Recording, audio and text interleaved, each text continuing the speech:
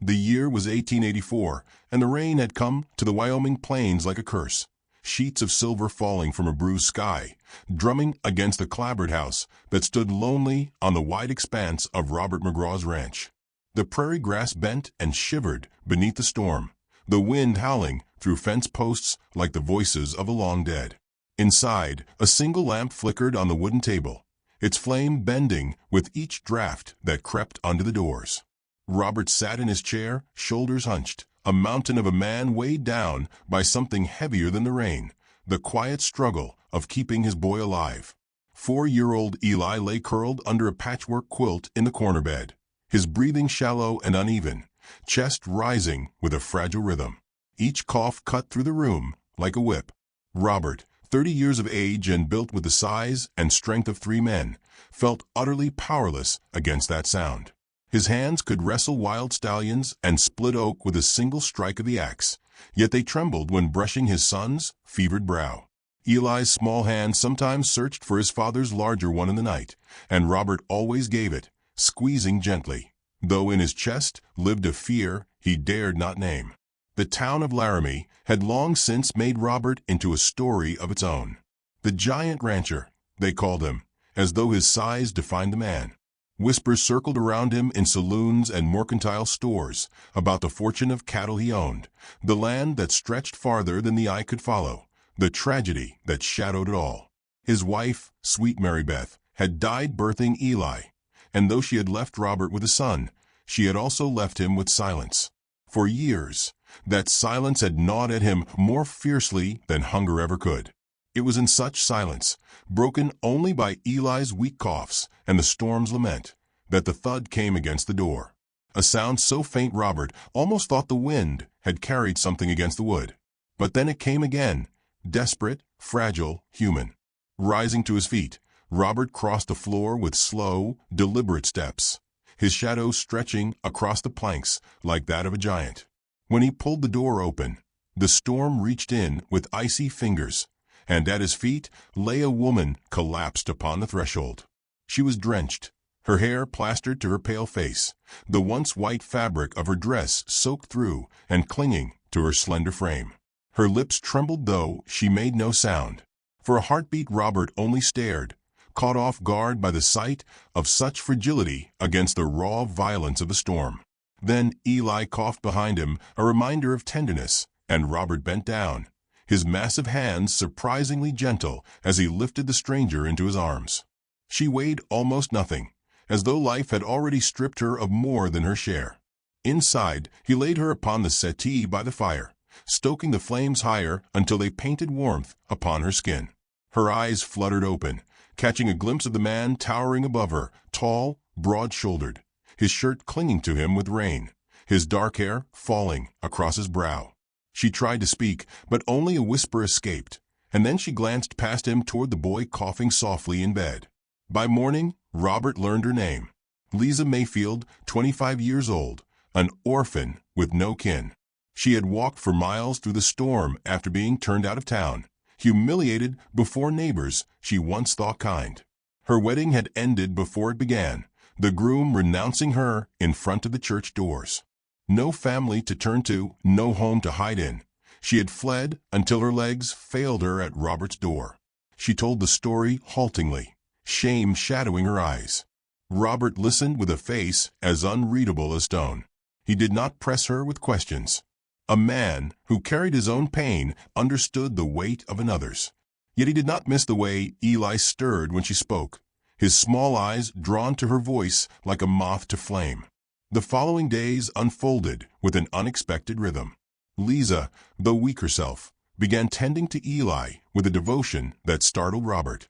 She brewed broth from scraps in the pantry, sat by the boy's side humming melodies half forgotten from her childhood, and pressed cool cloths against his burning skin. The child, usually restless in illness, softened under her touch, clinging to her as though he had always known her. Robert watched, silent but observant. He saw how Lisa's slender fingers brushed the boy's hair from his eyes, how her lips trembled when Eli coughed too long, how her own exhaustion did not keep her from watching over him through the night. Something stirred in Robert's chest, something he had locked away since Mary Beth's passing. He tried to bury it beneath labor, rising earlier, chopping more wood than needed, fixing fences no one had asked him to fix. But each time he returned, there she was, her presence filling the hollow rooms with a warmth that even fire could not offer. The town, however, did not stay silent. Word traveled that Robert McGraw, the giant rancher, had taken in the rejected bride. Some shook their heads in pity, others in scorn. Foolishness, muttered one merchant, to give shelter to a woman marked by shame. Robert heard such talk in passing, but did not answer. He had no concern for gossip. Yet Lisa heard it, and each whisper carried knives into her heart. She had known rejection all her life, but to bring shame upon the man who had saved her, on the child who had smiled at her, was a wound she feared could not heal. Still, she remained. For Eli, she read to him by lamplight from Robert's old Bible, her voice steady even when her eyes brimmed with tears. She stitched little toys from scraps of cloth. She began leaving simple meals for Robert, though he often ate them in silence, not knowing how to thank her. One evening, after Eli's fever finally broke, Robert returned from the barn to find them both asleep in the rocking chair. The boy lay nestled against her, his small hand tangled in her dress, his breath calm for the first time in weeks. Lisa's head had fallen back against the chair, her lashes casting shadows on her cheeks, her lips parted in the gentlest surrender to sleep. Robert stood in the doorway, the lamplight brushing across his face, and something inside him shifted. It was not sudden, not fiery. It was quiet, like the slow thaw of ice in spring. He realized in that stillness that his home no longer echoed with emptiness. Something had changed, though he did not yet know what to call it. He stepped closer, his shadow stretching over them both, and for the first time in years, his heart tightened not from grief, but from a fragile, unspoken hope. He reached out, almost touched her shoulder, but stopped himself. Instead, he turned away, fists clenching, breath uneven. In the silence, Eli stirred and whispered drowsily, "Pa, don't let her go." The words struck Robert deeper than any storm, and though he did not answer aloud, his jaw tightened, his eyes burning with something between fear and longing. For in that moment, he knew the conflict he had tried to deny was already upon him. The woman fate had laid at his door was no passing stranger. She was the storm itself, and with her came the threat of shattering the walls he had built around his heart. And yet in Eli's voice lingered a truth Robert could not ignore. The days turned warmer as spring rolled across the plains, painting the meadows in wildflowers and chasing away the gray weight of winter. Robert's ranch, once an echo of silence, now carried the sounds of soft laughter, of pots clinking in the kitchen, of Eli's small feet running across wooden floors. The house breathed again, though Robert often found himself unsettled by it. He had grown used to the hush of solitude, and now the warmth of another's presence, Lisa's, pressed against the iron boundaries of his guarded heart. She moved through his home as if she had always belonged there, though her steps were cautious, her glances sometimes wary, as though expecting the floor to give way beneath her at any moment. Eli followed her everywhere, tugging at her dress, asking for stories, songs, or simply the comfort of her hand in his. Robert, watching from the doorway or the corral, felt both gratitude and something deeper, something dangerous in its quiet insistence. But towns are rarely kind to those who stray from their stories. The gossip, once whispers, grew sharper. At the mercantile, Robert heard men mutter of the rejected bride, saying she had been left standing in the rain before the church, that she carried shame like a brand upon her skin. Some sneered at Robert too, how the mighty rancher, rich and strong, had taken in a woman cast aside by another man. Robert bore their words without reply, though his jaw tightened until his teeth ached.